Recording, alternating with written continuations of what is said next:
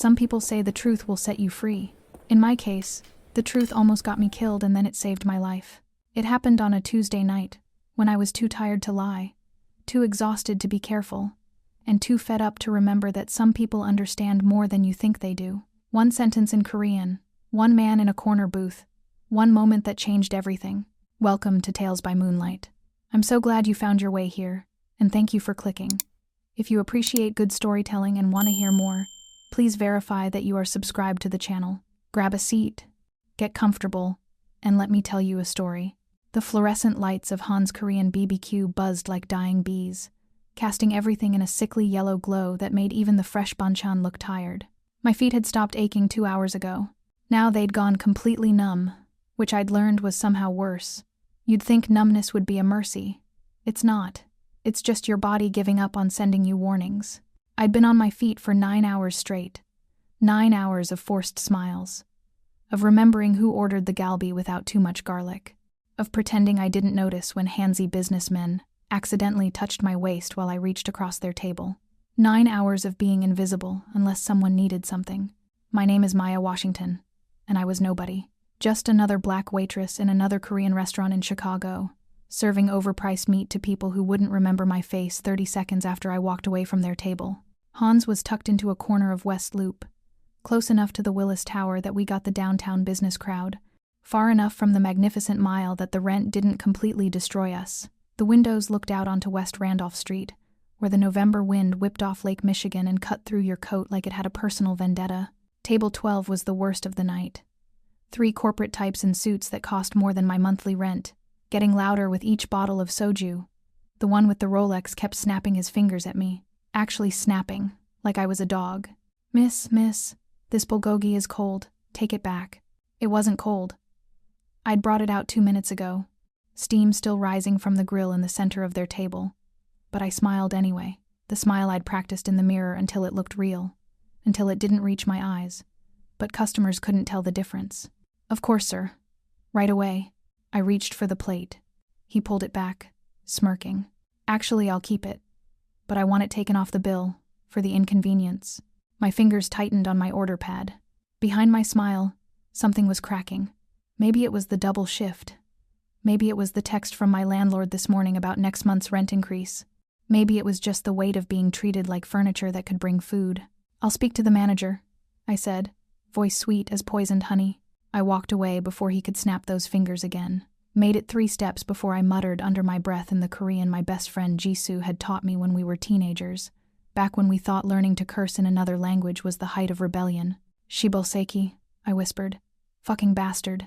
The words tasted like rebellion, like freedom, like the truth I never got to speak out loud. From across the restaurant, a voice cut through the ambient noise. Low, precise, dangerous. What did you just say? I froze. The voice came from the corner booth near the windows, the one I'd barely noticed all night because the man sitting there had been so still, so quiet. The one who'd ordered a single bottle of makgeolli 3 hours ago and had been nursing it ever since, reading a newspaper like he had all the time in the world. Now he was looking directly at me. Really looking. Not through me like most customers did. At me. He was maybe 40. Maybe older, it was hard to tell. Dark hair touched with silver at the temples. A suit that made the corporate guys look like they shopped at a discount warehouse. Korean, with sharp cheekbones and a jawline that could cut glass. But it wasn't the clothes or the features that made my breath catch. It was his eyes. Dark as espresso, sharp as broken glass, and currently fixed on me with an intensity that made my survival instincts scream. Have you ever said something you immediately regretted? Something that changed everything? Tell us in the comments. I'm sorry, I managed, voice smaller than I wanted. He set down his newspaper with deliberate precision, leaned back in the booth. The movement was casual, but something about it felt like a predator shifting position. The Korean, he said, his English unaccented, smooth as expensive whiskey. What you just said. Repeat it. My heart hammered against my ribs. How had he heard me? I'd barely whispered it. And why did he care about some muttered Korean from an exhausted black waitress? I don't know what you mean. Yes, you do. He gestured to the empty seat across from him. Not aggressive, almost polite, but somehow it didn't feel like a request. Sit. I'm working. I can't. Anja, he said softly. Sit. In perfect Korean, the accent not American but something older, something that sounded like the narrow streets of Seoul my friend used to describe. My legs moved before my brain caught up. I slid into the booth across from him, order pad clutched like a shield. Up close, he was even more unsettling. Not because he was frightening, though there was something dangerous in the stillness of him, but because he was looking at me like I was real, like I existed, like those bitter Korean words had made me visible for the first time all night. "Now," he said softly. "Say it again, slowly." My mouth went dry. Every instinct I had was screaming at me to apologize, to play dumb, to disappear back into the safety of being nobody. But something in his eyes stopped me. He wasn't angry. He was curious, hungry, almost. Like I'd said something precious. I said. I swallowed hard. "Shibal saekki." The corner of his mouth twitched. Not quite a smile, but close. "Do you know what you just said?" "Yes." My chin lifted despite my fear. "Fucking bastard." I know exactly what I said. Now he did smile, and it transformed his entire face, softened the dangerous edges into something warm, something real, perfect. He leaned forward, and I caught the scent of expensive cologne mixed with macchioli and something darker like smoke and night air. "Your accent. Where did you learn Korean?" "My best friend." The words tumbled out before I could stop them. "Jisoo. We grew up together on the south side. Her grandmother lived with them, and she'd teach us phrases. Used to say that Korean was for truth-telling. English was for lying to customers." His eyes flickered with something I couldn't read. Smart woman. She was. Is. Both of them. "And which one were you doing just now?" "Truth-telling." I should have lied. Should have laughed it off, made a joke, retreated back into my waitress persona. But sitting across from him, pinned by that dark gaze, I found I couldn't. "Yes," I whispered. "The truth." He studied me for a long moment, and I had the strangest feeling he was seeing every tired hour, every swallowed insult, every time I'd smiled when I wanted to scream. Seeing me in a way no one had in years. "What's your name?" "Maya. Maya Washington." Maya. The way he said it, careful, deliberate, made it sound like something valuable. Not just a name, but an identity. "I'm Park Min-jun." The name meant nothing to me. Should it have? There was weight in the way he said it, like he expected recognition. But I just worked doubles at a Korean barbecue joint and went home to a studio apartment in Pilsen. Whoever Park Min-jun was, he didn't exist in my world. Except now he was sitting across from me, and my world suddenly felt very small. "You don't know who I am," he said. Not a question. Something like relief crossed his face. "Should I?" "Most people do." He picked up his makgeolli cup, examined it like it held secrets. "Most people are very careful what they say around me." A chill ran down my spine. "And I just told you to go fuck yourself." "Exactly." That smile again, darker this time. "Do you know how rare that is?" "Honesty." "In my experience, honesty gets you fired. In mine, it gets you killed." He said it so casually, like he was discussing the weather. "Which is why it's valuable." My hands were shaking. I pressed them flat against the table to hide it. "Are you threatening me?" "No." The word was firm, immediate. "I'm thanking you." "For cursing at you?" "For being real." He reached into his jacket. I flinched before I could stop myself and pulled out a wallet, leather worn smooth. He extracted several bills, more than several, and set them on the table between us. "For reminding me what it sounds like when someone speaks without calculating the cost first." I stared at the money. It was easily $300, maybe more. "I can't accept this." "You can. You will." He stood, and I realized how tall he was, how he'd folded himself into that booth to seem smaller than he was. "The macchioli was excellent. You're an excellent waitress, but mostly, Maya Washington, you're an excellent truth-teller. Don't lose that." He buttoned his suit jacket with practiced precision, started to walk away, then paused. Pulled something else from his pocket, a business card, cream-colored, expensive. Set it on top of the money. "If you ever need anything, if anyone gives you trouble, call that number." "Why would I need?" "Because now I know you exist," he said quietly. "And that means others might notice too. People pay attention to what I pay attention to." My blood turned to ice. What does that mean? But he was already walking toward the door, moving through the restaurant like he owned it. Maybe he did. Maybe he owned a lot of things I didn't know about. At the door, he turned back one last time, caught my eye across the crowded restaurant. "Be careful, beautiful." The world is dangerous for those who tell the truth. Then he was gone, disappearing into the November night, into the Chicago cold that came screaming off Lake Michigan. I sat there for a full minute, staring at the money and the business card. The card was simple, just a phone number. No name, no title, nothing else. Behind me, Table 12 was snapping their fingers again, demanding attention. The kitchen was backing up.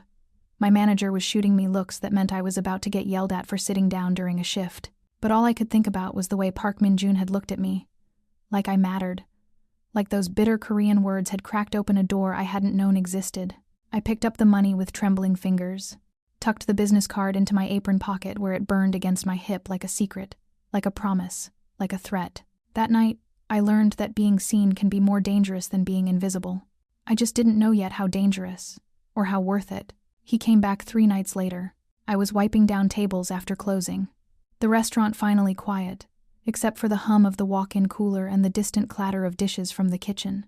My feet ached in that familiar way, and I was mentally calculating if I had enough for both rent and groceries this month. The answer was no. Like always. The knock on the glass door made me jump. Park Min-joon stood outside, hands in his pockets, looking like he'd walked straight out of a Korean drama. Dark coat, dark eyes, expression unreadable. Behind him, West Randolph Street was empty, except for a black Mercedes idling at the curb, exhaust rising like smoke in the cold air. Every survival instinct I had screamed at me to pretend I hadn't seen him. Lock the door, call someone. But I was already moving toward him, key in hand, heart hammering. "We're closed," I said through the glass. "I know." His voice was muffled but clear. "I'm not here for the food." "Then why are you here?" "To see you." 3 words. That's all it took to make my hands shake as I unlocked the door. He stepped inside, bringing the November cold with him, the scent of Lake Michigan and winter, and something expensive I couldn't name. Up close, I could see he looked tired. Not physically, his suit was still immaculate, his posture still perfect, but there was something exhausted in his eyes, like he'd been wearing a mask all day and had finally taken it off. "You shouldn't be here," I said, relocking the door behind him. "My manager left 20 minutes ago." I watched. He glanced around the empty restaurant like he was memorizing it. "You're always the last one here. How do you know that?" "I pay attention." He pulled out a chair at the nearest table, sat down like he belonged there. "You work doubles Tuesdays and Thursdays, singles the rest of the week. You take the pink line home from Clinton.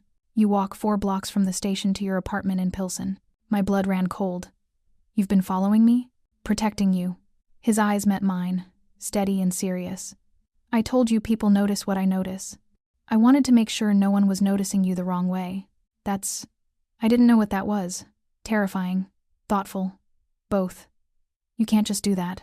"I just did." He gestured to the chair across from him. "Sit. Talk to me." "I should finish cleaning." "Maya." My name again. Soft and somehow a command. "Please." I sat. Not because I was afraid of him, though, maybe I should have been, but because part of me had been waiting for this, hoping for this. 3 days of carrying his business card in my apron, 3 days of catching myself looking at the door every time it opened. "Why?" I asked. "Why do you care what happens to me?" He was quiet for a moment, studying his hands. They were elegant hands, I noticed. No rings, no jewelry. But there was a scar across his knuckles, white and old. "Do you know what it's like?" he said finally. "To be surrounded by people who only tell you what you want to hear? Who measure every word, calculate every sentence, perform every emotion?" "No. People barely talk to me at all." "Exactly." He looked up, and there was something raw in his expression. "You don't perform, Maya. You don't calculate. You just are. Do you know how rare that is? How dangerous? You mean honesty. You said it yourself, truth-telling gets people killed in your world." "It does." He didn't deny it, didn't soften it. "Which is why I need to make sure you're safe. I don't need protection from a stranger. I'm not a stranger. Not anymore." He leaned forward, elbows on the table. "Tell me something true. Something you've never told anyone." "Why would I do that?" "Because I asked. Because you can." He paused, something vulnerable flickering across his face. "Because I'll tell you something true in return." It was a trade. An offering. A door opening both ways. I should have said no. Should have finished cleaning and gone home to my empty apartment. Should have burned that business card and forgotten the dangerous man who'd heard me curse in Korean. Instead, I said, I'm lonely. So lonely sometimes I talk to my grandmother's photo like she can hear me. I work 70 hours a week and I'm still broke. I'm 26 years old and I feel ancient. And the worst part is, my voice cracked. The worst part is, I'm invisible. I could disappear tomorrow and no one would notice. The words hung between us, more naked than I'd ever been. Minjun didn't look away, didn't offer empty comfort, just held my gaze and nodded slowly. My turn, he said quietly. I'm powerful. Everyone fears me or wants something from me. I have more money than I could spend in 10 lifetimes, and I'm lonelier than you could possibly imagine. I sit in rooms full of people and feel nothing. I haven't had a real conversation in... He stopped, until you cursed at me in Korean and looked at me like I was just a man. Aren't you? Not for a very long time. When was the last time someone really saw you? Not what you do, but who you are. Tell us in the comments. The silence between us shifted, became something else. Something warm, despite the cold restaurant, despite the dangerous truth of who he was, and what I was risking by sitting here. Tell me about your grandmother, he said. So I did. Told him about Sunday dinners and her iron hand and the way she'd slip into rapid reminiscence when she talked about her childhood in Mississippi. Told him about her garden plot in the Southside Community Garden and her superstitions and the way she'd taught me that food was love made visible. He listened like every word mattered. Asked questions that made me laugh. Told me about his own grandmother in Seoul, the one who taught him that power without honor was just violence. Hours passed. Or maybe minutes. Time moved strangely in that empty restaurant with the fluorescent lights buzzing overhead and a dangerous man asking me about my favorite memories. I should go, he said eventually, though he didn't move. You need to get home. Will you come back? The question escaped, before I could stop it. Desperate. Dangerous. His hand reached across the table, stopped just short of touching mine. Do you want me to? I don't know what I want. You scare me. Good. His voice was gentle despite the word. You should be scared. But not of me, Maya. Never of me. Then of what? Of what happens when we stop pretending this is just two people talking. His eyes burned into mine.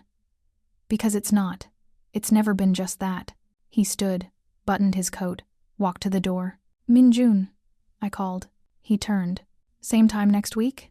That smile again. The real one. I'll bring coffee. Real coffee. Not the garbage they serve here. Saekki, I muttered. Bastard. His laugh was low and rich and genuine. That's why I keep coming back. Then he was gone, and I was alone in the fluorescent hum of Han's Korean BBQ, my heart racing like I'd just run a marathon. I didn't know it then, but that night, that conversation, had sealed something between us. A connection that felt like gravity, inevitable, dangerous, and absolutely impossible to walk away from. He came back every week, sometimes twice, always after closing, always bringing real coffee in paper cups from a Korean cafe in Koreatown that had been making it the same way for 40 years.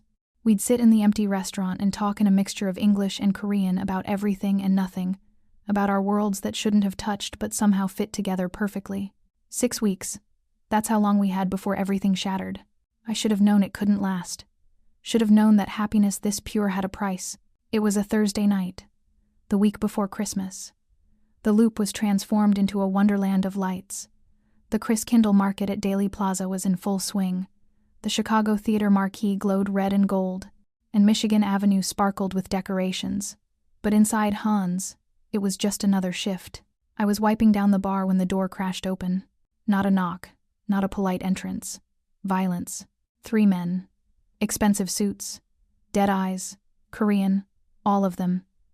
The kind of men who looked at you and calculated exactly how much damage they could do before anyone stopped them. Maya Washington.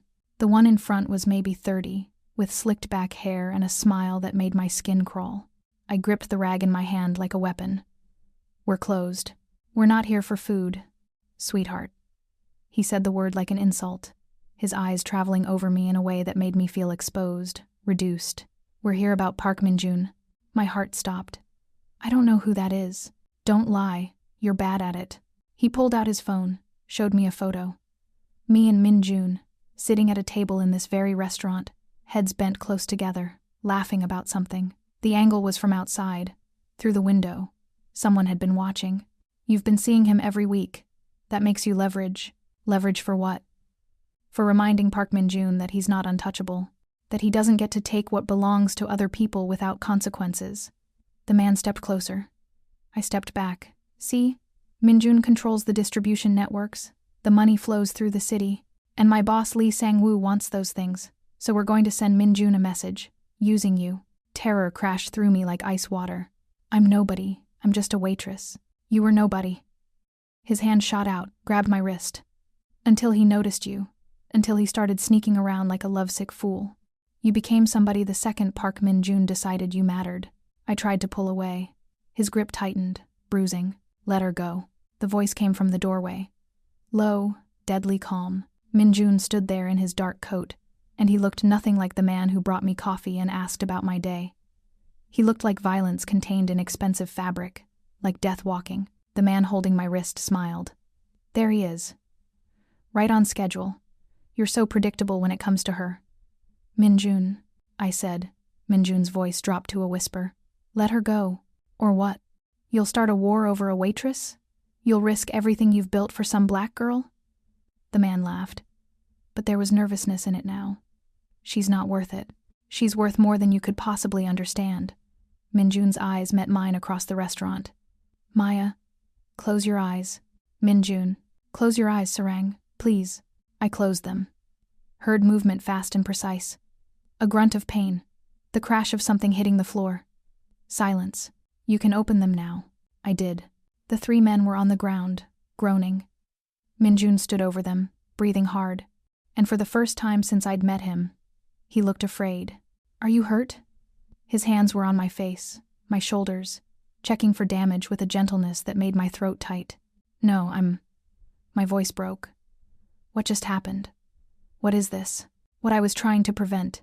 He pulled me against his chest, and I felt his heart hammering. Maya, I'm so sorry. I thought I was being careful. I thought I could keep you separate from my world. I was wrong. They said I'm leverage, that you'd start a war for me. I would. No hesitation. I will. I pulled back, looked up at him. You can't. I'm not. I'm nobody special. I'm not worth people dying. Enough. His hands framed my face, thumbs brushing away tears I didn't realize were falling. Don't you understand yet? You're the only real thing in my life. The only person who sees me and doesn't want something from me. Who talks to me like I'm human. Who tells me the truth even when it's dangerous. But your world. My world wants to take you from me, because you're the only thing I care about more than power. His forehead pressed against mine. And they're right to be afraid. Because there is nothing I won't burn down to keep you safe. The words should have terrified me. Maybe they did. But they also felt like an answer to a question I'd been asking my whole life. Does anyone see me? Does anyone think I'm worth protecting? What do we do? I whispered. I make you untouchable. His voice was steel. I make it known that anyone who looks at you wrong answers to me, that you're under my protection. But Maya... He pulled back, held my gaze. That means everyone will know. You won't be invisible anymore. You'll be connected to me, to my name, to everything that comes with it. Your life won't be your own. It's never been my own, I said. I've just been surviving. At least this way, I'd be surviving with someone who sees me. You deserve better than this. Better than me. Maybe. I covered his hands with mine. But you're what I want. Something broke in his expression, relief and pain, and love all tangled together. He kissed my forehead, gentle as a prayer. Then I'll give you the world, he whispered. Or burn it down trying. Outside, sirens wailed in the distance. His phone buzzed once, twice, urgent. The real world crashing back in, reminding us that this moment of safety was temporary, that choosing each other meant choosing danger. But I'd spent my whole life invisible, and safe, and lonely. And I was done with safe. Come on, he said. I'm taking you somewhere they can't reach you. Somewhere you'll be protected while I handle this. Handle what? His smile was dark and terrible. Making sure no one ever threatens you again. He took my hand, and I let him lead me out of Han's Korean BBQ for the last time. I didn't know it then, but I'd never return as the invisible girl who cursed under her breath and counted tips with shaking hands. That version of me died the moment I chose truth over safety. The moment I chose Park Min-joon over invisibility. Min-joon's somewhere safe turned out to be a penthouse in the Gold Coast, that had more square footage than my entire apartment building. Floor-to-ceiling windows overlooked Lake Michigan like a kingdom, and everything was expensive in that quiet way that didn't need to announce itself. But I barely noticed the luxury. I was too busy pacing the living room while he made phone calls in rapid Korean that I could only catch fragments of. Territory, respect, consequences, blood. It took 3 days. 3 days of me living in that beautiful cage while he dismantled whatever threat had come for me. He wouldn't tell me details, said I was better off not knowing, but I could see it in the tightness around his eyes, the exhaustion he tried to hide, the blood on his knuckles he thought I didn't notice. On the third night, he came back different, lighter. The weight that had been pressing down on him since the restaurant was gone. "It's done," he said simply. I was curled up on his couch, wearing one of his shirts because I'd refused to let him buy me new clothes. The shirt smelled like him expensive cologne and something uniquely Minjun. "What's done? You're safe. Untouchable." He sat down next to me, close but not touching. "I've made it very clear that you're under my protection. Anyone who even thinks about looking at you wrong will answer to me personally." He paused. "And I've restructured some things. Made some alliances I should have made years ago. Ended some conflicts that should have ended long before they reached you. You did all that for me? I did all that for us." He took my hand, studied my fingers like they held answers. "Maya, I need you to understand something. My world is dark, dangerous. I can't change that, but I can make sure you're protected in it. I can make sure that being with me doesn't mean you lose yourself. What if I want to lose myself a little?" I squeezed his hand. "What if I'm tired of being the invisible girl who plays it safe?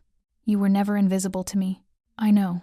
That's why I'm still here." He pulled me closer, and I let myself sink into his warmth.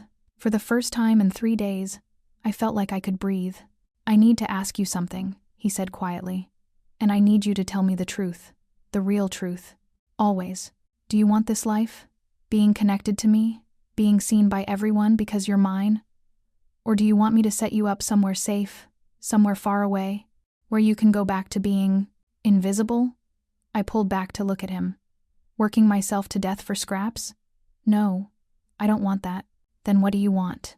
I thought about my grandmother, about the way she'd always said the truth was sacred, about how Jisu's grandmother had taught us that Korean was for the things that mattered most. "Bogosipeyo," I said softly. "I miss you, but more than that, I need you. Sarangheo, I love you." Something in his expression cracked open. He cupped my face like I was made of something precious. "Say that last part again," he whispered. Slowly, it was an echo of that first night, but different now. Not dangerous, not a test.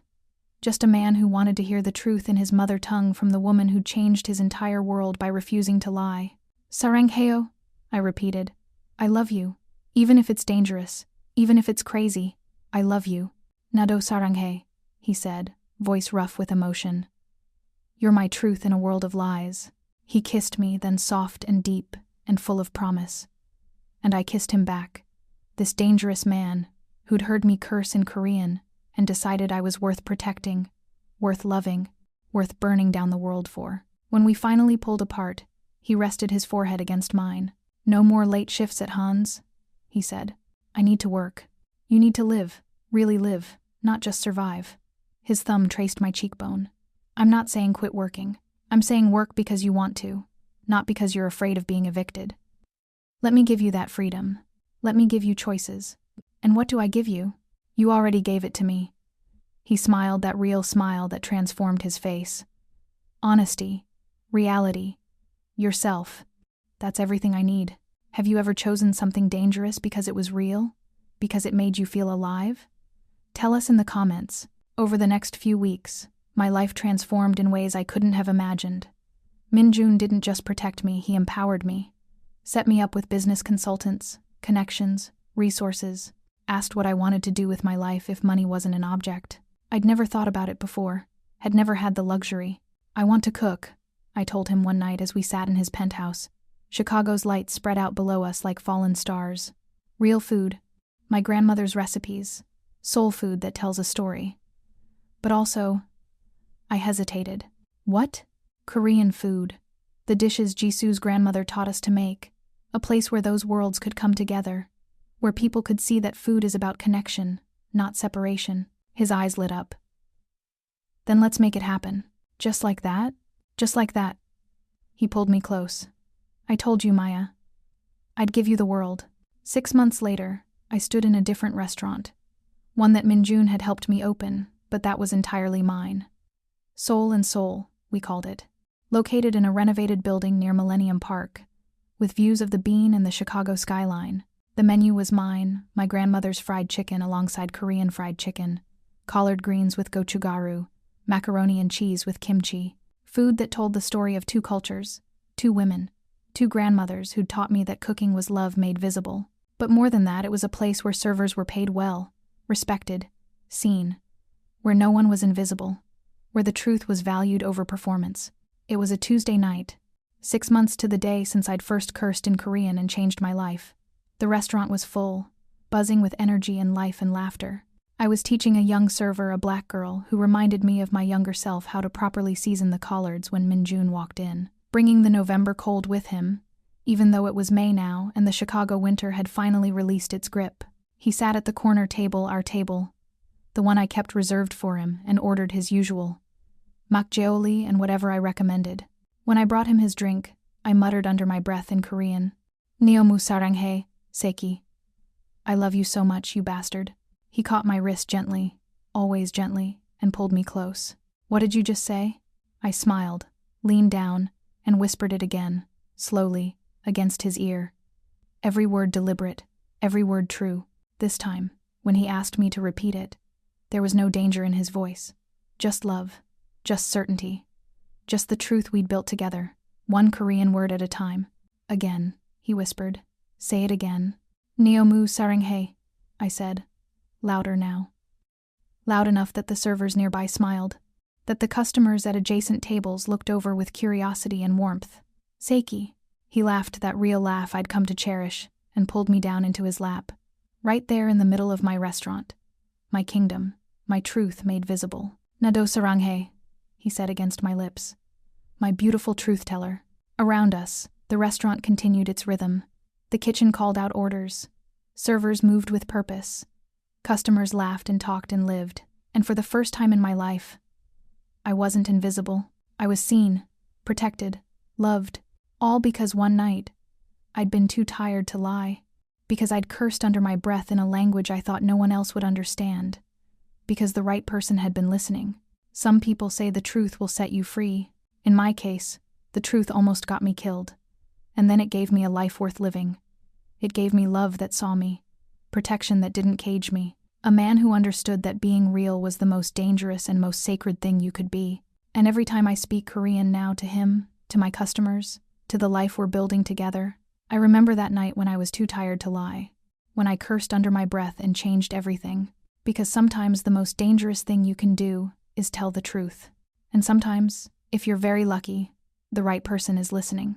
3 years later, on a cold November night that reminded me of the first one, Minjun and I stood on Navy Pier, watching the lights reflect off Lake Michigan. The Ferris wheel turned slowly behind us, and in the distance, the Chicago skyline glittered like a promise kept. He pulled a small box from his pocket velvet. "Expensive, inevitable. Maya Washington," he said, dropping to one knee on the cold pier. Tourists and locals gathering around us with phones out, smiling. "You cursed at me in Korean and made me remember what it meant to be human. You taught me that truth is worth any price. Will you marry me?" I looked down at this powerful, dangerous, beautiful man who'd heard me at my lowest and decided I was worth everything, who'd protected me, empowered me, loved me without trying to own me. "Jure," I said in Korean. "Yes, but only if you promise to always let me curse at you." He laughed, slid the ring onto my finger, stood and lifted me off my feet. "Anything you want, Sarang, anything. Then kiss me, Saekki." And he did. There on Navy Pier with Lake Michigan as our witness, and Chicago as our home, while strangers cheered and took photos and witnessed the truth we'd built together. One curse, one language, one moment of honesty that had changed everything. I pulled back from the kiss, pressed my forehead to his. "Saranghae," I whispered. "Forever."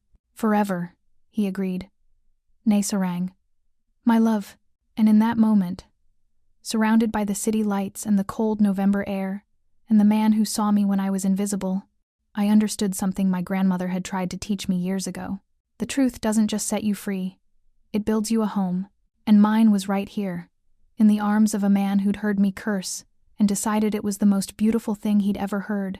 Thank you for watching this story to the end. If this story touched your heart, subscribe and click on the next video. It's darker, deeper, and even more unforgettable. You don't want to miss it. Hit that notification bell so you never miss a new story, and comment your country or city in the comments. Your support helps us create more content like this.